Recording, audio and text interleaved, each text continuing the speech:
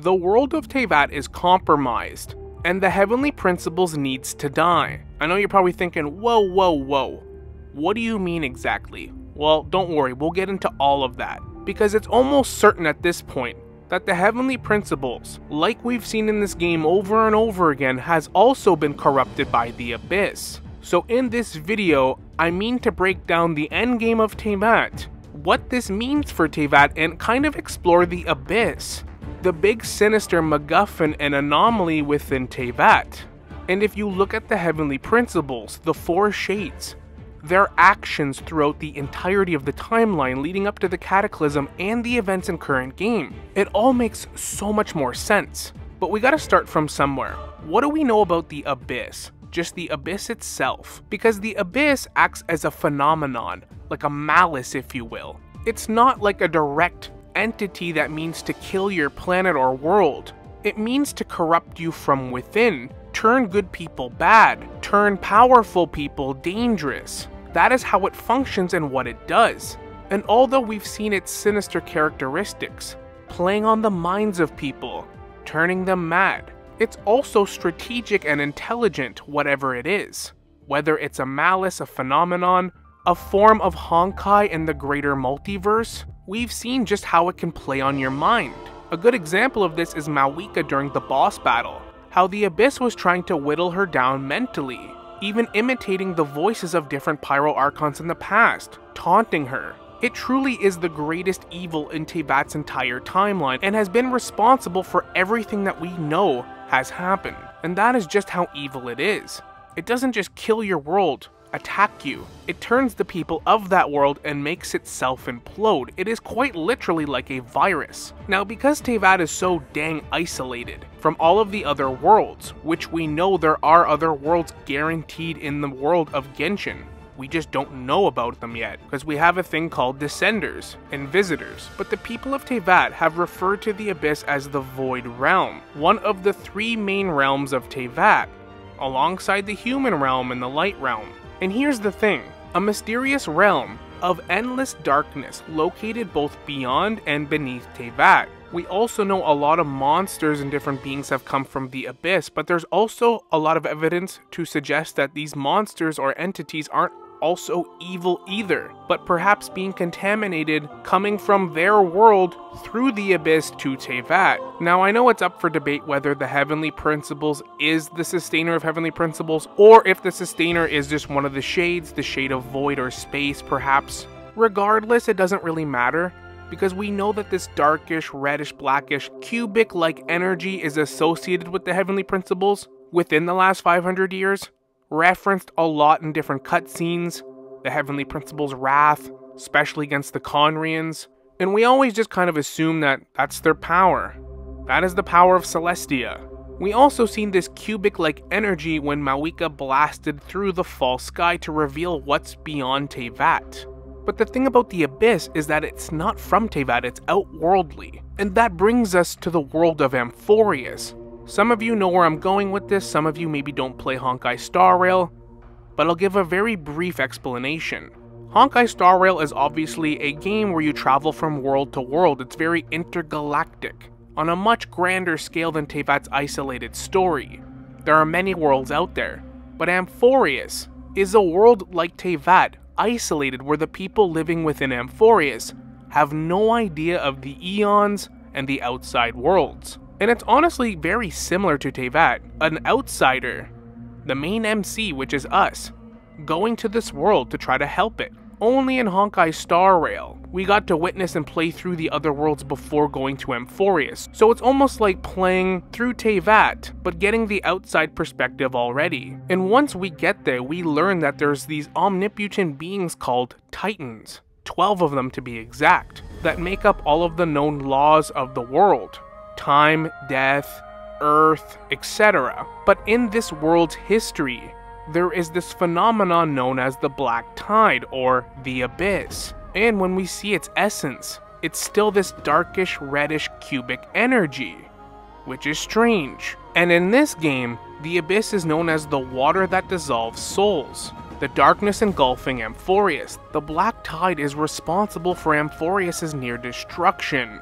and it's also known as this phenomenon. And what's even more interesting is even in Amphorius, the origins of the Abyss are unknown, but it's able to corrupt humans and the Titans alike. The Titans being the counterparts to the heavenly principles in Celestia with its shades. Now you could say that this Abyss is the same Abyss, maybe it's not. The characteristics are identical, and it doesn't really seem to matter how powerful you are. The Abyss can still have its grip on you, causing war between demigods, titans, and humans within Amphorius. The Black Tide having a very destructive, corrupting force, like a virus, and even the titans of Amphorius can't control it or mitigate it, always resulting in, no matter who it corrupts, to turn mad. Obviously, I know we can't say for sure there's a direct correlation, but them using the exact same aesthetic to indicate abyssal corruption perfectly matches with the heavenly principles in Celestia. And the fact that Titans, which are beings in Amphorius, equal or even maybe exceeding the four shades in the heavenly principles, there's a lot of proof that the heavenly principles is in fact corrupted. And honestly, even without considering that, where else can you justify where they've been for the last 500 years? Taking a nap? Just watching this unfold for the last 500 years to see what happens? No, because Nahida even threatened Iltadore, stating that she would destroy the Gnosis and awaken the heavenly principles, and Tadore, as cunning as he is, was not willing to take that chance. You can also factor in the behavior of the heavenly principles, as both something to protect Teyvat by any means necessary, but in nearly every single instance that we see, the Abyss tends to manifest different emotions on the hosts that it corrupts, different resentments, anger, resenting bitterness between gods, humans, dragons, you name it. The Abyss takes advantage of this. It is quite literally the malice or embodiment of Nibelung's resentment towards the usurpers, and this trickles down to everyone else. And if you don't believe me, let's just look at a few examples. When we first start playing the game, Dvalin fought an abyssal dragon created by Rhindaughter named Durin, and we also got a little bit more information on Durin in the last summer event, which also leads me to believe that Durin themselves was corrupted by the Abyss, along with the 5 sinners. But Dvalin had to defend Mondstadt against this dragon, and its remains can be found on Dragonspine to this day. But this led Dvalin to be corrupted by the Abyss. Now Dvalin starts attacking Mondstadt, until the Traveler saves the day. Chiyo, who was a renowned Oni warrior and companion to the Raiden Shogun Raiden A. We literally just played through this event, recapping this story. Chiyo fought the Abyss alongside the warriors of Inazuma during the Cataclysm. And if it wasn't for Chiyo, Inazuma might have fell to the Abyss, but in the process was corrupted. And this led the Raiden Shogun to have to slay her own friend, because her friend became a threat to everyone within Inazuma. She was no longer herself, and drew her blade against her friends and family. Look in Sumeru, King Deshret with his forbidden knowledge. His entire civilization went mad, corrupt, and his civilization self-imploded, decayed.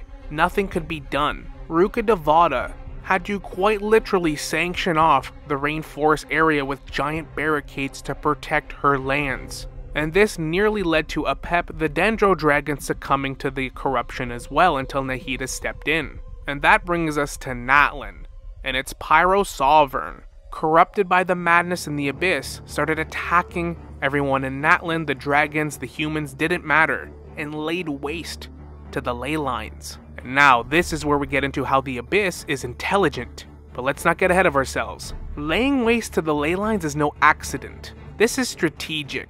But this forced Xbalanque, who would become the first Pyro Archon to kill the dragon. There was no negotiating, no saving the dragon. The Pyro Sovereign had to die. And the Pyro Sovereign is one of the most omnipotent beings you can find in Teyvat. Didn't matter. The Abyss is just too powerful of a virus. Nibelung, the Dragon King, who was usurped in the earliest records and timeline of Teyvat by the Heavenly Principles themselves, along with the 4 Shades. When they left through the Abyss, they returned with forbidden knowledge, but they were ultimately corrupted already, and brought that corruption here. This might be the first instance where the Abyss was actually introduced to Teyvat, and this forced the heavenly principles at the time to cast the divine nails, cleansing the land to try to mitigate the corruption. And this could very well be when the false sky was put up, sanctioning off the corrupted Celestia in the skies. And this is where a lot of angels were banished from Celestia, very abruptly, almost like the heavenly principles turned on them and eradicated all human life. Ancient civilizations. But when you look at it now, maybe that was the only way. And maybe the angels and Seelies being banished was for their own safety, to protect them from the corruption. The equivalent of pushing your friend out of the way when a moving car is about to hit them, but them not realizing you just saved their life. They just know that you pushed them on the ground, not that you just pushed them out of the way of a moving car. Humans being controlled by Celestia, even in the earliest days of humanity in Teyvat, never allowed to question the rules of the Shades and the Primordial One, growing bitter in their confinement in the world of Teyvat and seeking this forbidden knowledge, an outworldly power to overthrow the gods throughout the timeline, whether it was for their own good or not. And then lastly, the most extreme example of the Abyss and its effects, especially as the Abyss functioning intelligently, is during the Cataclysm that caused the death of 3 Archons. Ruka Devada had to sacrifice her life to protect Irminsul. Now Irminsul and the ley lines are the #1 chief combatant of the Abyss, due to its strong connection to the Light Realm, which counters the Abyss and its effects. You see, we know how the Abyss functions. It turns good people bad, and we know that Irminsul is like the central hive mind of Teyvat. It connects all living things in history within Teyvat. Living beings, neurologically, like we saw, people's memories can be wiped. Nobody remembers Ruka Devada anymore, or Scaramouche for that matter. Can you even imagine the magnitude? If the Abyss got their hands on Irminsul, they could cause mental corruption worldwide at a cellular rate. I don't even think Teyvat would survive it. If the Abyss can turn a Pyro Sovereign to lay waste to the ley lines, leaving Natlan helpless, can you imagine the sheer destruction if the Abyss gets their hands on Irminsul? Ruka Devada's sacrifice is the biggest sacrifice in Teyvat's history, and it's not even close. But this is all how the Abyss functions. We've went over many examples and even touched on Amphorius, and just going by the heavenly principles, their power, and the aesthetic that it looks like, I think it's a safe bet. Along with the fact that the heavenly principles had to intervene in Conria, where the Abyss was heavily present, that they had to settle the situation themselves, leaving them contaminated themselves and having to quarantine themselves for the last 500 years. What that actually looks like, we don't know.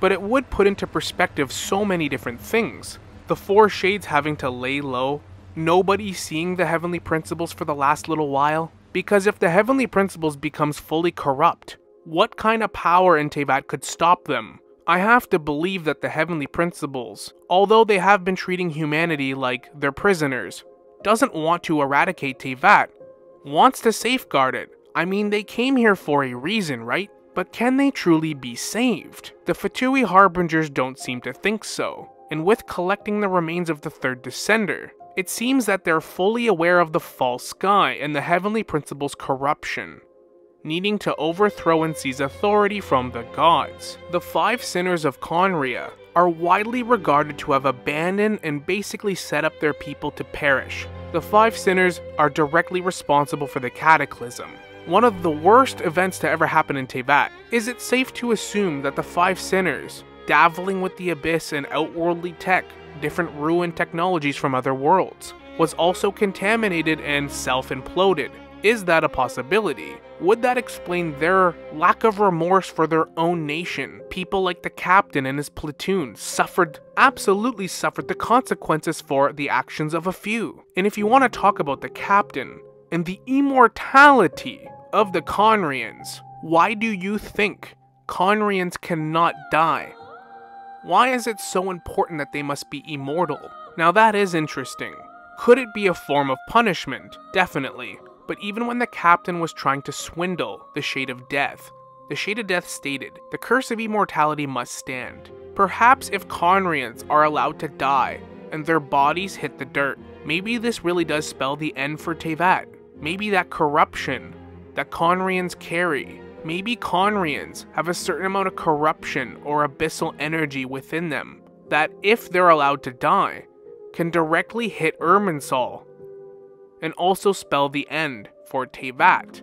And that's not even talking about the Abyss Order. The Abyss Order created after the Cataclysm, one of the founders being Clothar. The Abyss Order being a mysterious, powerful legion of monsters and entities from the Abyss who are the enemies of both humanity and the surface civilization, often regarded as one of the more primary antagonists within Genshin Impact. Incentivized by one of the 5 sinners to create this Abyss Order, and our Traveler's sibling now being a part of it, known as the Princess or Prince depending on who you picked. Now this is an entire faction within the Abyss with a hierarchy and everything, and the Abyss has a strong hatred towards people in the 7 nations, especially the Archons, with a desire to overthrow the world. Most of its members being prior Conrians before the curse. And wouldn't you know it, they're also trying to tamper with Irminsul with something called the Loom of Fate. If you ask me, the Abyss Order is also a manifest of how the Abyss functions, corrupting your mind, playing on your emotions, turning good people bad, much like it tried to do to Malwika during the boss battle again. Only it's taken a very large group of ex-Conrians who are cursed and bitter towards the gods, manifesting and amplifying that hatred. The Abyss spelling death to everything, no matter how powerful in Teyvat. The Heavenly Principles doing everything they can to quarantine, mitigate it, whatever means necessary. The irony of humanity, many Conrians, and really many individuals within Teyvat, feeling that the gods and their control over humanity is the real threat, and the Abyss feeding off that resentment, which directly results in the creation of the Abyss Order. And I know some of you have thought this as well, because although the Heavenly Principles is definitely not the good guy, it certainly seems that their reasons for almost everything we've learned, all the tragedies, the horrific acts, are kinda justified. And even looking at Amphorius and that Abyss or Black Tide, it's more or less the exact same. It can't be left to spread unchecked, almost exactly like letting a zombie virus, for example, spread. You just can't. You have to quarantine it off by any means necessary. Killing an entire civilization because a few are contaminated, having a false sky put up, having an intense, strict set of rules that everyone living in Teyvat must follow, casting down the divine nails. But now, in current game in Teyvat, it's an absolute free-for-all, and the Heavenly Principles is nowhere to be seen.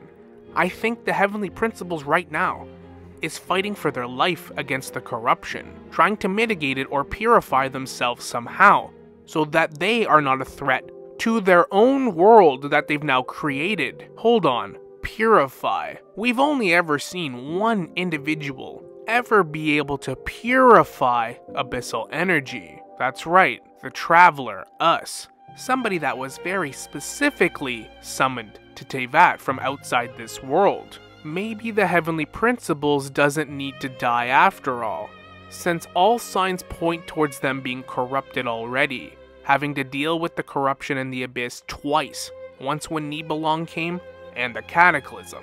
Is it possible to actually save the Heavenly Principles in Celestia from the corruption? How on earth can we absorb that much though?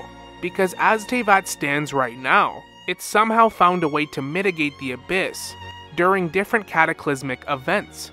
But the Abyss is relentless and keeps coming. It doesn't stop and functions intelligently. But if you look at other Hoyoverse games, it doesn't seem like the Abyss is biased towards Teyvat. It'll attack other worlds in the exact same fashion and watch them implode from within. So does that mean that the Abyss itself is the Honkai? The Honkai being a phenomenon that acts as a purging system for all worlds within the imaginary tree in the multiverse of the Hoyoverse. That is definitely a possibility. And something else we have to consider. Maybe the Fatui Harbingers think they're doing good. The heavenly principles in Celestia has been suppressing humanity for pretty much all of history. Are they at least aware why that is? Because the foreshadowing of Irminsul burning is still in play. If they burn that tree, set it on fire, legitimately how can Teyvat survive? We learned in Inazuma, with the help of the Shade of Time, Istaroth was able to plant the sacred Sakura. And the sacred Sakura is basically the reason that Inazuma isn't crawling with the abyss to this day. So even after she was dead, Raiden Makoto was helping her nation. But if you take away Irminsul through all of Teyvat, if the Fatui burn the tree that they think is suppressing them with all these secrets and forbidden knowledge, are they dooming Teyvat beyond no return? And how would Teyvat actually survive without a functioning Irminsul? As it stands right now, do you think that the heavenly principles needs to die? We have had many instances in this game where a powerful, godlike beings have been corrupted by the abyss, and the only way around it was to put them out of their misery. But we have had some examples of powerful beings that could be saved, maybe because that contamination didn't spread too far. But I'm curious to hear your thoughts. Do you think the heavenly principles is corrupted by the abyss? Which explains where they have been for the last 500 years, why they did what they did, casting down the divine nails, turning their back on the angels and Seelies that lived in Celestia, essentially punishing and banishing them. Was it actually to protect them? And are their ultimate intentions for the benefit of Teyvat? And lastly, if you do play Honkai Star Rail, do you think this is the same abyss? And this is the very beginning stages of connecting these games finally. In the near future, I will be working on an interesting video explaining and theorizing where I actually think the abyss comes from. It being part of the Honkai does make a crap ton of sense, and I kinda like that idea, but I have a couple other theories, and the more I research them, the more interesting they are, and actually explain a lot. That video will be within the next couple weeks. I also think this black sun that we see a lot in different characters and cutscenes has something to do with the abyss as well, and a possibility as to where it actually comes from. Our purifying ability is going to need some really good upgrades if we plan to save Teyvat, if we have any hope of saving Teyvat. But thank you so much for watching. I hope you enjoyed the video. Like and subscribe if you'd like to see more content like this, and as always, we will see you all in the next one. Later.